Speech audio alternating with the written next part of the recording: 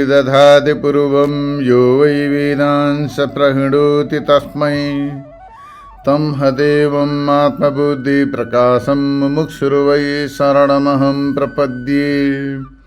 वैदिक दिव्य ज्ञान प्रतिष्ठानमा सबैजनालाई हार्दिक स्वागत तथा अभिनन्दन गर्दै अब यो श्रीमद् भगवत गीता अन्तर्गत आजको विषयलाई प्रस्तुत गरिन्छ, जसमा चाहिँ तेस्रो अध्याय अर्थात् कर्मयोगको यहाँनिर व्याख्या गरिँदैछ, कर्मयोगमाथि विचार गरिँदैछ। त्यही विचार गर्ने क्रममा यहाँनिर योभन्दा पहिला बताइयो कि कर्म गर्नुपर्दछ भनेर। कर्म कस्ता प्रकारले गर्ने त भन्दा यहाँ बताउनुहुन्छ, ननु कर्मणा बध्यते जन्तुर विद्या च विमुच्यते। अर्थात् कर्मद्वारा प्राणी बन्धनमा पर्दछ, विद्याद्वारा बन्धनबाट छुट्दछ। यस्तो प्रकारले शास्त्रले बताएका छन्। कर्मद्वारा प्राणी बन्धनमा पर्दछ। जति बेला कर्म छोड्दछ र विद्याको आश्रय लिन्छ बन्धनबाट छुट्दछ। यस्तो प्रकारले स्मृतिको कथन छ। त्यसकारण अब कर्म बन्धन हुनाले गर्दाखेरि किन कर्म गर्नु, कर्मको प्रतिपादन किन गर्नु, अथवा कर्म बन्ध कर्म हुनाले गर्दाखेरि म किन कर्म गर्नु, यस्तो प्रकारको जिज्ञासा हुँदा यसको समाधान गर्दै बताउनुहुन्छ कि यो ठिक होइन। किनभने काम्य कर्म चाहिँ बन्धको, मनमा कुनै कामना राखेर कुनै स्वार्थ राखेर कर्म गरियो भने त्यो बन्धनकारक हुन्छ। कुनै पनि होस्, पुत्रेसी कर्म गरिन्छ अर्थात् पुत्र प्राप्तिका लागि कर्म गर्दछन्, धन प्राप्तिका लागि गरिन्छ, यश प्राप्तिका लागि गरिन्छ, अथवा कुनै पनि निमित्तद्वारा कर्म गरिन्छ भने, कुनै फलको अभिलाषा लिएर कर्म गरिन्छ भने त्यो कर्म बन्धनकारक हो। तर यदि त्यही कर्म ईश्वर अर्पण बुद्धिद्वारा अर्थात् म भगवानको सेवा गर्दैछु, यो कर्मयोगद्वारा म भगवानको सेवा गर्दैछु, आफ्नो कर्तव्यको पालन गर्दैछु, यो मेरो कर्तव्य हो र ईश्वरको सेवा भावले म गर्दैछु, यस्तो प्रकारले ईश्वर अर्पण बुद्धिद्वारा त्यो कर्म गरियो भने त्यो बन्धनकारक हुँदैन। यस्ता प्रकारले बताउनका निम्ति यहाँनिर भगवान बताउनुहुन्छ, यज्ञार्थात् कर्मणो न्यत्र लोकोऽयं कर्म बन्धन तदर्थं कर्म कौन्तेय मुक्त संग समाचार। अर्थात् परमेश्वरको प्रसन्नताका लागि गरिने कर्मलाई छोडेर अरू जति पनि काम्य र निषिद्ध कर्महरू छन् ती कर्महरूद्वारा मनुष्य लोकमा जन्म मृत्यु आदि बन्धनलाई प्राप्त गर्दछ। अर्थात् परमेश्वरको परमात्माको प्रसन्नताका लागि जो कर्म गरिन्छ त्यसबाट बन्धनमा परिँदैन। त्यो परमात्माको आराधना रूप कर्मलाई छोडेर अरू जति काम्य कर्म छन्, निषिद्ध कर्म छन्, काम्य कर्म माने कुनै कामनाले लिएर गरिने कर्म, तथा निषिद्ध कर्म माने शास्त्रले निषेध गरेका हिंसादि कर्महरू, ती कर्महरू जति पनि छन् ती काम्य कर्म र निषिद्ध कर्मले चाहिँ मनुष्यलाई बाँध्दछन्। ती कर्मद्वारा मनुष्य बन्धनमा प्राप्त हुन्छ। यसकारण हे कौन्तेय, तिमीले आसक्तिलाई छोडेर कर्म गर। अर्थात् कुनै कामना मनमा नराखिकन, कुनै प्रकारको स्वार्थ भाव नराखिकन केवल भगवानको प्रसन्नताका लागि कर्म गर। यज्ञ अर्थात् यज्ञो वै विष्णु, यज्ञ परमात्मा स्वरूप हुन्। त्यसकारण गर्दाखेरि ईश्वर भावले, ईश्वरको सेवा भावले तिमीले कर्म गर। मुक्त भएर, सबै प्रकारका आसक्तिबाट मुक्त भएर, मुक्त सङ्ग समाचार, आसक्तिबाट मुक्त भएर कर्म गर। यस्ता प्रकारले भगवानले बताउनु भयो। अब यो भावार्थ बताइयो, यसलाई व्याख्याद्वारा स्पष्ट रूपले बुझ्न सकिन्छ।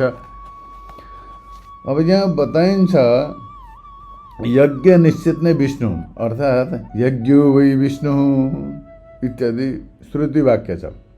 यो वाक्यको अर्थ हो यज्ञ विष्णु माने परमात्माको स्वरूप। श्री विष्णु परमेश्वरको सन्तुष्टिका लागि अर्थात् विष्णु रूप परमात्माको प्रसन्नताका लागि, सन्तुष्टिका लागि जो वैदिक कर्म गरिन्छ त्यो कर्मलाई यज्ञार्थ कर्म भनिन्छ। यज्ञ वै विष्णु, यज्ञ माने परम ब्रह्म परमात्मा, त्यो परमात्माका लागि जो कर्म गरिन्छ, परमात्मामा समर्पित भएर परमात्मा भावले जो कर्म गरिन्छ त्यसलाई यज्ञार्थ कर्म भनिन्छ। कर्म माने वैदिक कर्म, परमात्माका लागि जो वैदिक कर्म गरिन्छ हो त्यो कर्मलाई भनिन्छ यज्ञार्थ कर्म। यस्तो प्रकारले यहाँ बुझ्नु पर्दछ। अब यस कारण ईश्वरको प्रीतिका लागि, ईश्वरको प्रसन्नताका लागि नित्य आदि यज्ञार्थ कर्म नगरिकन अन्य कर्महरू गरियो भनेदेखि बन्धनमा परिन्छ। अर्थात् ईश्वर अर्पण बुद्धिद्वारा जो कर्म गरिन्छ, यज्ञार्थ माने परमात्माको सेवा भावले परमात्माको सन्तुष्टिका लागि जो कर्म गरिन्छ त्यो कर्मद्वारा बन्धनमा परिँदैन। तर योदेखि भिन्न काम्य कर्म अर्थात् कुनै पनि मनमा फलको अभिलाषा राखेर, कुनै स्वार्थ भाव राखेर कर्म गरिन्छ अथवा कुनै निषिद्ध कर्म गरिन्छ, हिंसा आदि इत्यादि कर्म गरिन्छ भने त्यस कर्मद्वारा चाहिँ बन्धनमा परिन्छ।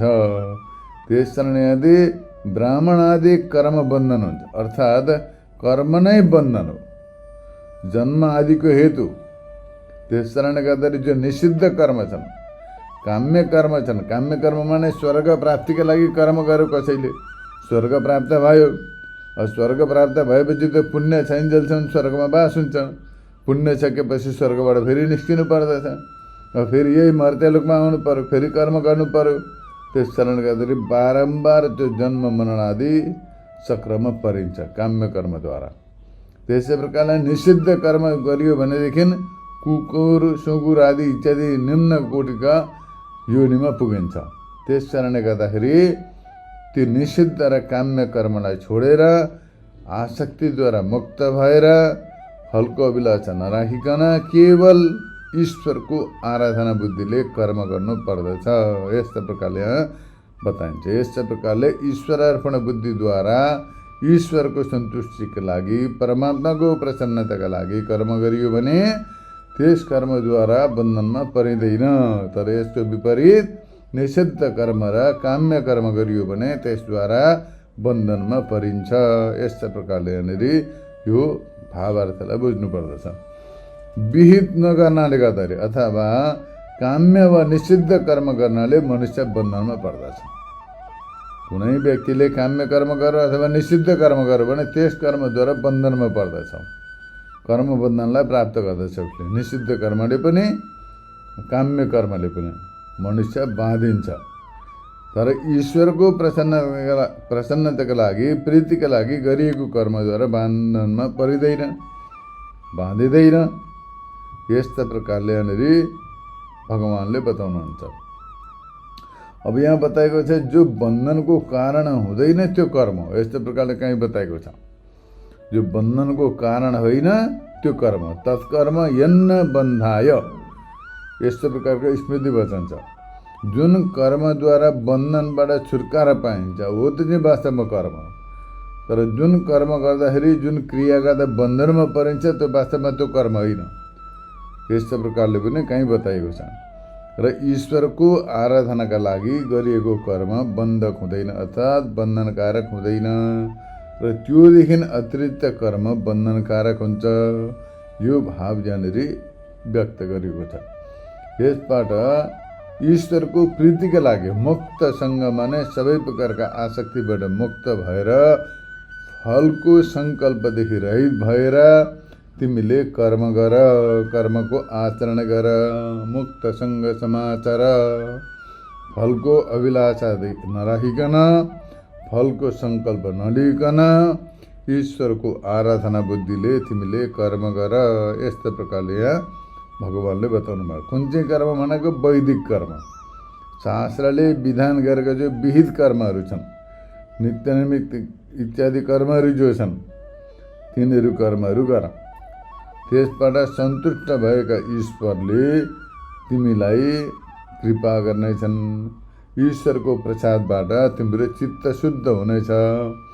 चित्त शुद्ध भएपछि तिमीले ज्ञान प्राप्त गर्नेछौ र ज्ञान प्राप्त भएपछि तिमी मुक्त हुनेछौ। यस्तो प्रकारले यो अर्थलाई बुझ्नु पर्दछ।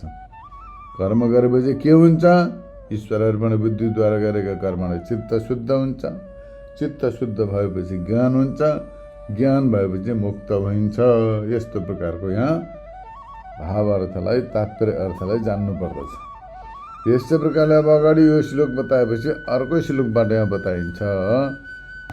अब पहिला नैष्कर्म्यको प्राप्तिका लागि, नैष्कर्म्य भनेको निष्क्रिय, निष्कलम, निरवध्यम, निरञ्जनम, यी सबै ब्रह्मको स्वरूप हो। ब्रह्म तत्व निष्क्रिय छ, निष्कल छ, हो त्यो स्थितिलाई प्राप्त गर्नु अर्थात् ब्रह्म तत्वको साक्षात्कार गरेर आफ्नो आत्मस्वरूपलाई ब्रह्म तत्व रूपले साक्षात्कार गरेर आत्मा ब्रह्मैकत्व बोधद्वारा ब्राह्मी स्थिति प्राप्त गर्नुलाई नैष्कर्म्य स्थिति भनिन्छ। हो त्यो नैष्कर्म्य स्थिति प्राप्तिका लागि मिथ्याचारत्वको निवृत्तिका लागि अर्थात् नैष्कर्म्य सिद्धि प्राप्ति हुनु पर्यो, तत्पश्चात त्यही स्थितिमा रहनु पर्यो, त्यो नैष्कर्म्य स्थिति हो। अब त्यसको विपरीत मिथ्याचारको निवृत्ति गर्नु पर्यो पहिले, जो चाहिँ बाहिरबाट देखावटी जो छ, हिजो बताइएको थियो। बाहिरबाट त हेर्दाखेरि साधु सन्त सन्यासी जस्तो देखियो, कोही योगी जस्तो देखियो, तर उसले मनमा नै इन्द्रियका विषयहरूको चिन्तन गर्दछ। बाहिरबाट इन्द्रियलाई चाहिँ जबरजस्ती रोकेर मनबाट चाहिँ विषयको चिन्तन गर्दछ भने त्यसलाई मिथ्याचारी भनिन्छ। हो त्यसको निवृत्ति हुनु पर्यो र शरीर यात्राको सिद्धिका लागि अवश्य कर्म गर्नुपर्दछ भनेर यस्तो प्रकारले बताइयो। पहिले के बताइयो त भन्दा नैष्कर्म्य स्थितिको प्राप्तिका लागि, मिथ्याचारत्वको निवृत्तिका लागि र शरीरको यात्रा सिद्धिका लागि कर्म गर्नुपर्दछ। यस्तो प्रकारले बताएपछि अब धर्मज्ञहरूको सिद्धान्त प्रमाण छन्, अर्थात् जसले धर्म तत्त्वलाई जानेका छन् उनीहरूको सिद्धान्त प्रमाण छ। यसमा धर्म तत्त्वलाई जानेका तत्त्वज्ञानी धर्मज्ञ व्यक्तिहरूको सिद्धान्त यसमा प्रमाण छ। यसको सूत्रमा प्रतिपादित गर्नका लागि धर्मज्ञतम ब्रह्मजीद्वारा बताइएका यो प्रामाणिक परम धर्मको मुमुक्षुहरूलाई इन्द्रादि देवताहरूको प्रसन्नताका लागि अवश्य अनुष्ठान गर्नुपर्दछ भनेर यहाँ बताउनुहुन्छ। भने मुमुक्षु व्यक्तिले यो धर्मलाई देवताको प्रसन्नताका लागि अवश्य अनुष्ठान गर्नुपर्दछ। यो कुरो बताउनका लागि यहाँ अगाडि भन्नुहुन्छ, सह यज्ञ प्रजा सृष्ट्वा पुरोवाच प्रजापतिः अनेन प्रच्छविष्यध्वमेषभूस्पृष्टकामधु। अर्थात् सृष्टिका प्रारम्भमा ब्रह्माजीले श्रुतिद्वारा प्रतिपादित यज्ञहरूका साथ ब्राह्मण आदि वर्णहरूको उत्पत्ति गरेर तिनीहरूसँग बताउनु भयो कि तिमीहरूले श्रौत र स्मार्त यज्ञहरूको अनुष्ठान गरेर देवताहरूलाई प्रसन्न गर। देवताहरू प्रसन्न भएपछि तिमीहरूलाई इष्ट पदार्थहरू प्रदान गर्नेछन्। देवताहरूको प्रसन्नताका लागि गरिएको यज्ञ तिम्रो लागि अविष्ट फलदायक हुनेछ। यस्तो प्रकारले बताउनु भयो। अब यसलाई यहाँनिर अगाडि बताइन्छ पूर्वमा, यानि सृष्टिको आदिमा। जब यो जगतको सृष्टि भयो त्यो सृष्टिका आदिमा प्रजापति ब्रह्माले श्रुतिमा बताइएका यज्ञहरू सहित प्रजाहरूलाई ब्राह्मण आदि वर्णहरूलाई उत्पन्न गरे। पहिला ब्रह्माजीले श्रुतिमा बताइएका यज्ञहरू सहित, यज्ञका साथमा प्रजा माने ब्राह्मण आदि वर्णहरूलाई उत्पन्न गरे। उत्पन्न गरेर उनीहरूलाई बताए भने कि तिमीहरूले श्रौत र स्मार्त यज्ञहरूद्वारा स्वरूप पुरोडास आदि सामग्रीहरूद्वारा द्रव्यहरूद्वारा देवताहरूको प्रीतिका लागि तिमीहरूले यज्ञ गर। यस्तो प्रकारले बताउनु भयो। उहाँले भन्नुभयो तिमीहरूले उत्पन्न गर, देवताहरूको प्रीति उत्पन्न गर माने प्रसन्नतालाई प्राप्त गर। ती ब्राह्मणहरू वर्ण जति पनि छे प्रजापति ब्रह्माले उत्पन्न गरेका, ती सबैलाई प्रजापति ब्रह्माले आदेश दिनुभयो, बताउनु भयो कि तिमीहरूले श्रौत र स्मार्त यज्ञहरूद्वारा चरु पुरुडास आदि द्रव्यहरूद्वारा देवताहरूको प्रीतिका लागि यज्ञ गरेर देवताहरूको प्रसन्नतालाई कृपालाई प्राप्त गर। यस प्रकार तिमीहरूद्वारा देवताहरूका लागि श्रद्धापूर्वक जो कर्म गरिन्छ, जो यज्ञहरू गरिएका छन्, ती सबै यज्ञ आदि कर्महरू तिमीहरूको लागि इष्टकामहरू अर्थात् इष्टको आफ्नो इच्छा अनुसारको फल प्रदान गर्ने हुन्। तिमीहरूले जो चाहन्छौ, जो फल प्राप्त गर्न चाहन्छौ, जो तिमीहरूका अभिलाषाहरू छन्, मनोवाञ्छाहरू छन्, ती सबैलाई प्राप्त गर्ने होस्। यस्तो प्रकारले बताउनु भयो। जे काम बताइन्छन्, जो तिमीहरूको इष्ट छन्, जो तिमीहरू चाहन्छौ, प्राप्त गर्न चाहन्छौ, त्यो तिमीहरूले प्राप्त गर्ने हुन्छ, त्यो साध्य हुन्छ। यस्तो प्रकारले ती सबै देवताहरूको प्रसादद्वारा तिमीहरूले सबै इच्छित वस्तुहरू प्राप्त गर्नेछौ। यस्तो प्रकारले बताउनु भयो। भन्नुको तात्पर्य निष्काम भावले कर्म गर्नेहरूका लागि त्यो यज्ञादि कर्म अन्तःकरण शुद्धिको साधन हुन्छ र अन्तःकरण शुद्ध भएपछि ज्ञान हुन्छ र मोक्ष प्राप्त हुन्छ। अत परम्पराया मोक्षको साधन सिद्ध हुन्छ। अब जो कामनायुक्त छन्, मनमा कामना लिएर, लौकिक पारलौकिक कामना लिएर कर्म गर्ने व्यक्तिहरूको लागि स्वर्ग आदि सुख प्राप्तिको साधन हुन्छ। त्यस कारणले गर्दाखेरि दुवै प्रकारका व्यक्तिका लागि कर्म अत्यन्त गर्न योग्य छ। कर्म गर्न योग्य छ। वैदिक कर्म दुवैका लागि हितकारक छ, अनुष्ठेय छ। यस्तो प्रकारले बताउनु भयो। यसै गरी अब अगाडि बताउनुहुन्छ यो यज्ञ हाम्रो इष्ट अर्थको लागि कसरी हुन्छ, कस्ता प्रकारले हाम्रो लागि फलीभाव हुन्छ, लाभदायी हुन्छ भनेर भन्दाखेरि अगाडि बताउनुहुन्छ देवान् भावयतानेन ते देवा भावयन्तु वः परस्परं भावयन्त श्रेयः परमवाप्स्यथः। अब यहाँ बताउनुहुन्छ श्रौत र स्मार्त यज्ञद्वारा तिमीहरूले इन्द्र आदि देवताहरूलाई प्रसन्न गर। यज्ञ गर, खुब यज्ञ गर देवताहरूका नाममा र ती श्रौत र स्मार्त यज्ञद्वारा देवताहरूलाई प्रसन्न गर। देवताहरू तिमीहरूमाथि प्रसन्न हुन्। त्यो यज्ञद्वारा त्यस्तो प्रकारले सन्तुष्ट भएका ती इन्द्रादि देवताहरूले तिमीहरूलाई अभिष्ट फल प्रदान गर्नेछन् र तिमीहरूलाई सन्तुष्ट गर्नेछन्। यस्तो प्रकारले परस्पर पोषक भाव हुन्छ। यहाँनिर अब श्रद्धापूर्वक ब्राह्मण आदि जो प्रजाहरू छन् उनीहरूले कर्म गर्दैछन्, देवताहरूको आराधना गर्दैछन्। त्यो यज्ञद्वारा देवताहरू सन्तुष्ट हुन्छन्।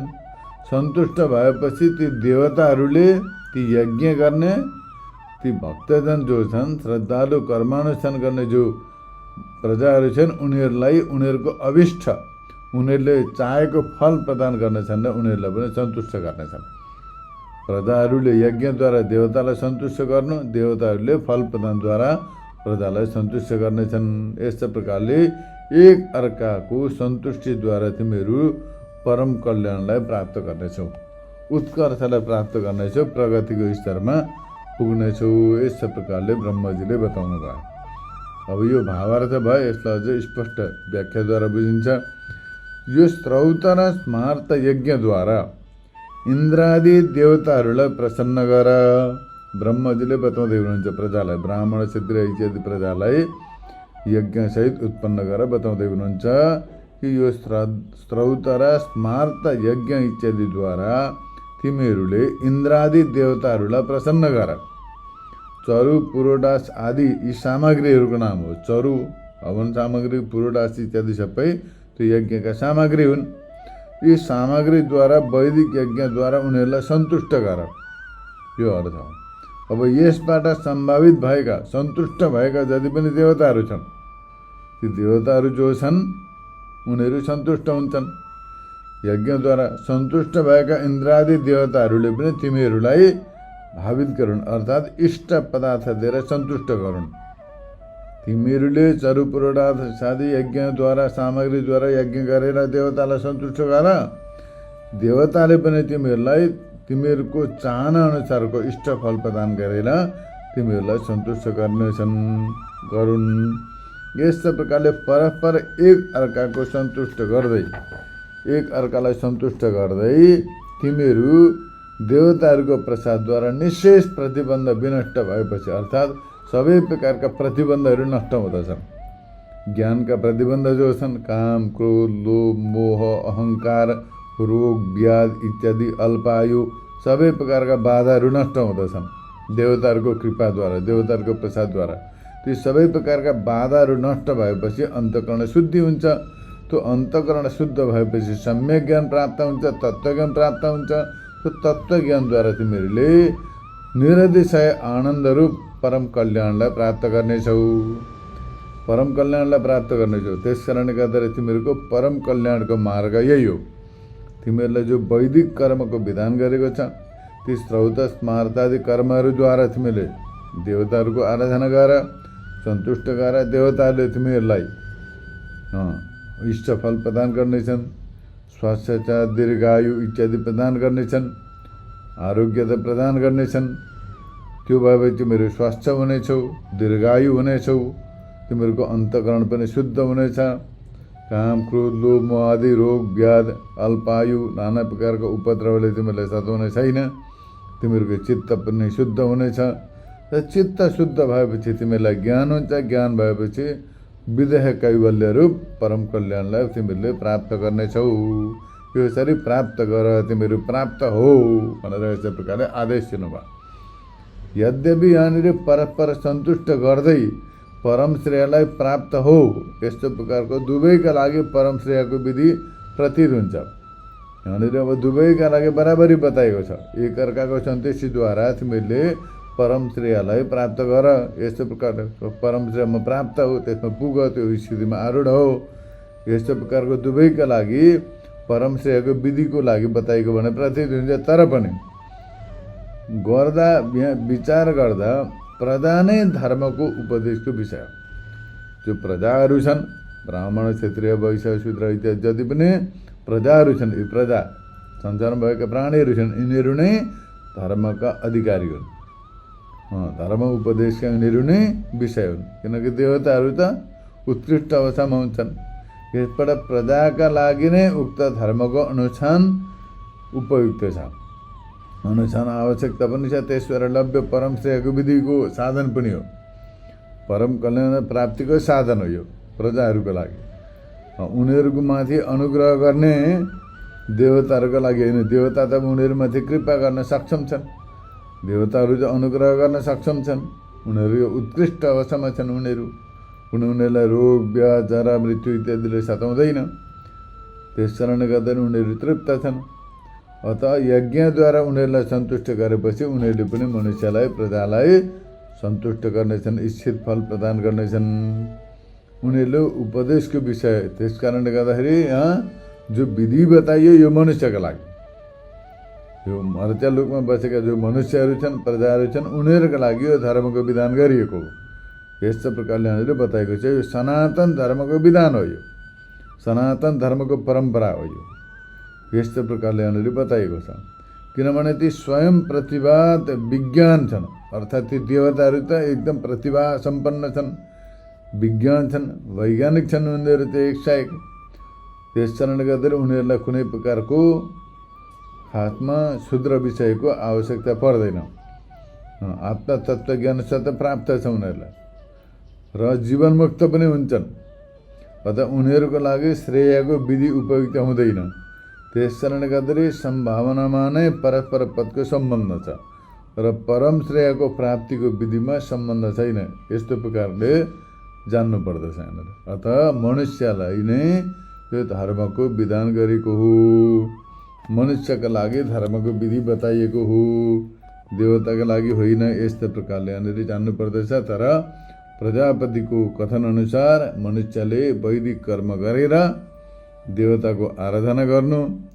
देवताको आराधना गरेपछि उनीहरूका काम, क्रोध, लोभ, मोह आदि इत्यादि प्रकारका विकारहरू पनि नष्ट हुँदछन्, चित्त पनि शुद्ध हुँदछ, दीर्घायु, स्वास्थ्य आदि प्राप्त गर्दछन्। चित्त शुद्ध भएपछि तत्त्वज्ञान प्राप्त गर्नेछन् र तत्त्वज्ञान भएपछि मोक्ष प्राप्त गर्नेछन्। अर्थात् यो सनातन पद्धति हो, सनातन सिद्धान्त हो। यस्तो प्रकारले यहाँनिर जान्नुपर्दछ। यसै गरी अब अगाडि बताइन्छ, यज्ञहरूद्वारा सन्तुष्ट भएका देवताहरूले मुमुक्षुहरूलाई केवल परलोकका सुखलाई नै दिँदैनन्।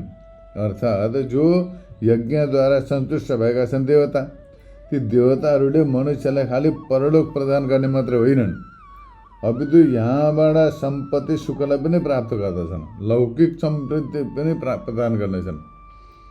जो मनुष्यले निरन्तर वैदिक यज्ञद्वारा देवताहरूको आराधना गर्दछन्, स्वधर्मको पालन गर्दछन्, इष्टचिन्तन गर्दछन् भनेदेखि उनीहरूलाई देवताले खालि मरेपछि परलोक मात्रै प्रदान गर्ने होइनन्, अपितु जीवनकालमा माने बाँचुन्जेल पनि सम्पत्ति इत्यादि प्रदान गर्नेछन्, दीर्घायु इत्यादि प्रदान गर्नेछन्। यसकारण उनीहरूको प्रसन्नताका लागि यज्ञ आदि अवश्य गर्नुपर्दछ, यज्ञ आदिको अनुष्ठान गर्नुपर्दछ। यस्तो गरेन भनेदेखि मनुष्य प्रत्यवायी अर्थात् पापी हुन्छ।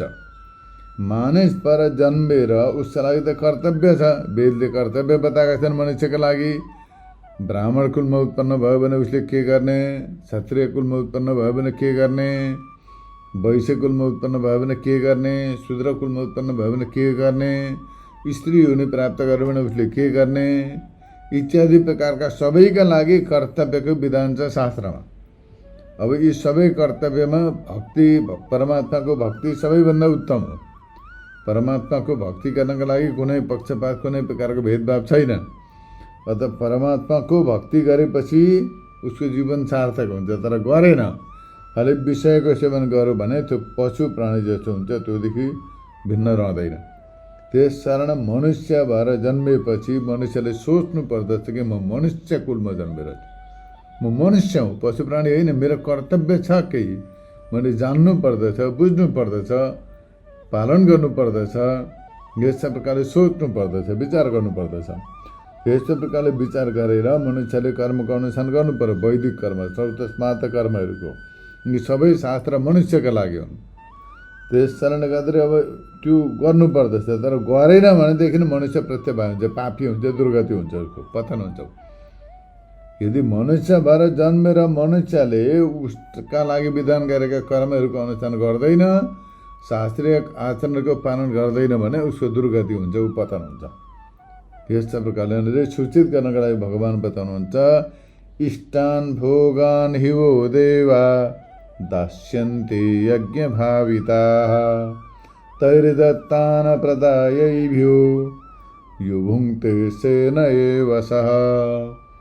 अर्थात् यज्ञद्वारा सम्भावित देवताहरूले तिमीहरूलाई इष्ट भोग प्रदान गर्नेछन्।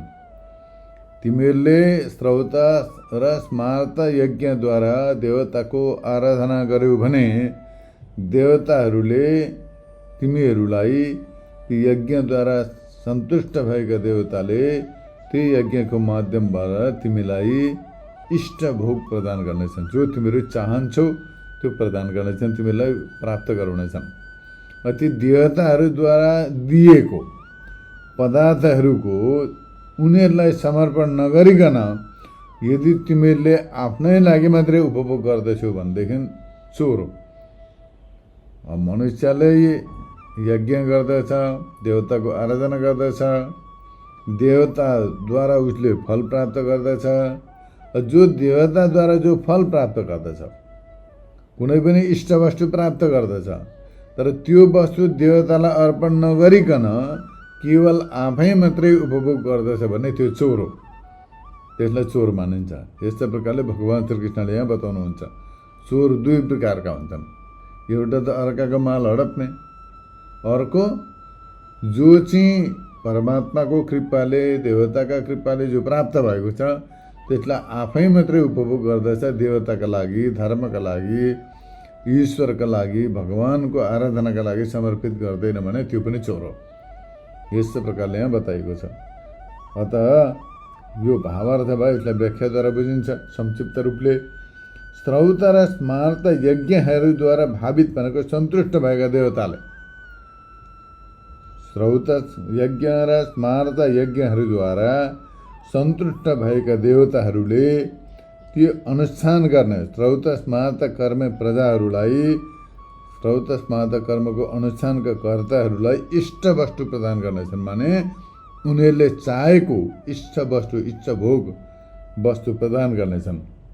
विषय होइन, जस्तै प्रकारले भूत पशु पुत्र इत्यादि इत्यादि पनि छन् जो उनीहरूलाई चाहिने लौकिक धन सम्पत्ति होइन, अन्न जल इत्यादि वस्तुहरू प्रदान गर्नेछन्।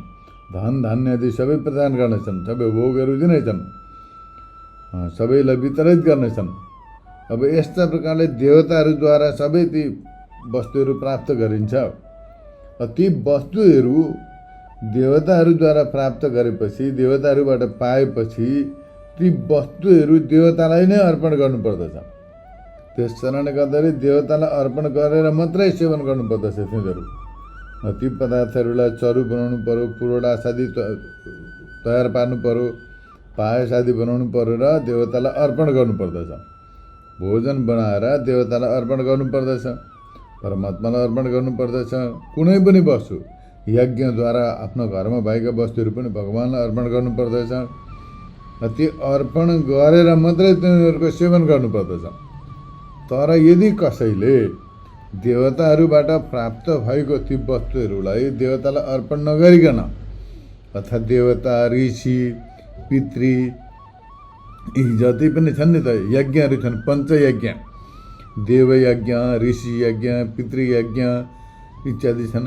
ब्रह्मचर्य र प्रजाबाट ऋण उनीहरूको नचुकाइकन जो स्वयं आफ्नो शरीरलाई पुष्ट गर्नमा लगाउँदछ, पञ्चमहायज्ञ नगरिकन, बलि वैश्वदेव नगरिकन स्वयं आफै मात्रै खाँदछ, आफै मात्रै त्यसको सेवन गर्दछ भने त्यसलाई चोर मानिन्छ। मनुष्य जन्मेपछि 3टा ऋणले बाँधिएको हुन्छ भनेर शास्त्रले बताएका छन्। 3टा ऋण, देव ऋण, ऋषि ऋण र पितृ ऋण। अब सन्तान उत्पादनद्वारा पितृ ऋण चुकाउनु पर्यो। विवाह गरेका व्यक्तिले सन्तान उत्पन्न गरेर पितृ ऋण चुकाउनु पर्यो। तत्पश्चात यज्ञद्वारा देव ऋण चुकाउनु पर्दछ। फेरि शास्त्रको स्वाध्यायद्वारा, स्वाध्यायाभ्यासद्वारा ऋषि ऋण चुकाउनु पर्दछ। स्वाध्याय अध्यापनद्वारा यस्तो प्रकारले शास्त्रले बताएका छन्। त्यसै गरी पञ्चमहायज्ञ गर्नुपर्दछ, बलि वैश्वदेव गर्नुपर्दछ इत्यादि गरेर मात्रै जो शेष रहेको अन्न हुन्छ त्यो आफ्ना लागि उपयोग गर्नुपर्दछ भनेर यसरी विधान गरेको छ। तर यो विधानहरू सबै छोडेर मनुष्यले जति पनि प्राप्त गर्दछ, मैले कमाएँ यो मेरो हो भन्दै आफ्नै लागि मात्रै खान्छ, आफ्नै लागि मात्रै मौज मस्ती गर्दछ। देवताहरूका नाममा पनि छैन, पितृहरूका नाममा पनि छैन, कुनै यज्ञ इत्यादि पनि गर्दैन भने त्यस्तो व्यक्तिलाई चोर भनिन्छ। र त्यो चोर यस्तो व्यक्ति शिष्ट पुरुषहरूद्वारा निन्द्य हुन्छ, निन्दनीय हुन्छ। विद्वान व्यक्तिले त्यसको निन्दा गर्दछन्। अर्थात् देव र ब्राह्मणहरूका धनलाई हर्नेवालाको जो गति हुन्छ त्यही गति त्यसलाई प्राप्त गर्दछ। माने जसले देवताको धन हरण गर्दछ, देवताको धन हरण गर्दछ र जसले ब्राह्मणको धन हरण गर्दछ त्यस्तो व्यक्तिलाई घोर पाप लाग्दछ। त्यस कारणले गर्दाखेरि त्यो घोर पापी व्यक्तिलाई घोर नरक प्राप्ति हुन्छ, उसलाई कुनै अन्य उत्तम गति प्राप्त हुँदैन। त्यस कारणले गर्दाखेरि मनुष्यले जो प्राप्त गरिन्छ त्यो वामन भगवानले बताउनु भएको छ भागवतमा, यावत् भ्रीत जठरम तावत् सत्वम विदेहिना अधिकम यो विमन्येत सश्चेनो दण्डमर्हति। जसले जति प्राप्त गर्दछ जीवनमा उसको जीवनयापन जतिले हुन्छ त्यति मात्रै उसको, जतिले उसको पेट भरिन्छ त्यति मात्रै उसको। त्योदेखि अधिक वस्तुलाई आफ्नो मान्दछ र सङ्ग्रह गर्दछ भने त्यो व्यक्ति चोर हो, त्यसलाई दण्ड दिनुपर्दछ, त्यो दण्डको अधिकारी हो भनेर बताइएको छ। त्यही मिल्दोजुल्दो प्रसङ्ग यहाँ पनि छ। यस्तै प्रकारले भगवान्ले यहाँनिर बताउनु भयो र आजका लागि यति नै। योभन्दा अगाडिको विषय पुनः भोलि बताइन्छ। हरि ओम तत्सत्।